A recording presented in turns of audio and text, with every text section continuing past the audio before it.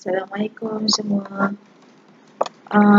Ni nak cakap sikit pasal yang basic value pack ni sebab ada kekeliruan di kalangan pengguna. Macam mana ni? Okay.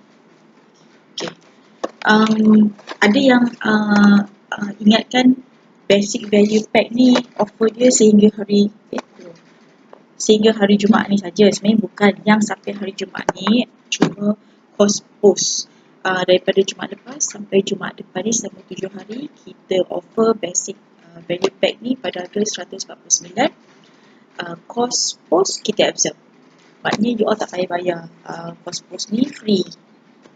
Untuk Semenanjung free lah. Untuk Sabah Sarawak kita charge RM5 saja. Selepas hari Sabtu ni, sekiranya pack ni masih available, kita akan offer starting 199. Jadi, you all ada tempoh 4 hari lagi untuk dapatkan pack ni pada harga 149. Lebih ekonomi. Okey, dalam ni sebenarnya sama kalau you beli secara berasingan. Sebab, dalam dia ada ni. Nutrijuice sebotol, kalau you beli asing pun harga dia RM29 sebotol. GC Plus harga dia RM90 sebotol. So, kalau you beli dua-dua ni secara berasingan pun harga dia adalah RM149. Dalam basic value pack ni, the whole box harganya RM149. Kiranya you all punya duit tu, you all beli Nutrijuice and Garcinia.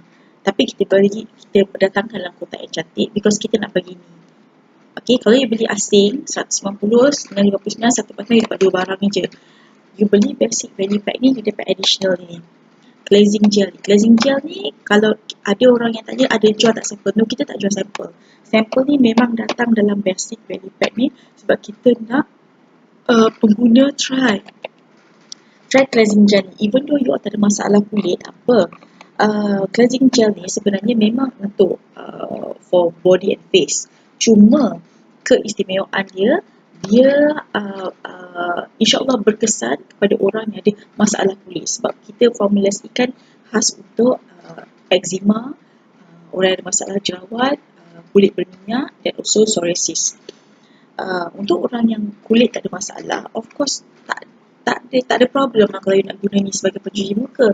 Lagilah elok sebab dalam ni sebenarnya bahan-bahan semula jadi. Okey, jadi lebih beruntung kalau you beli pack ni sebenarnya. Sebab alang-alang you nak beli Nutrijuice dengan GC Plus, baik beli dalam the whole box, harga sama je. Yang bestnya dalam kalau beli basic value pack ni dapat ni. You boleh try.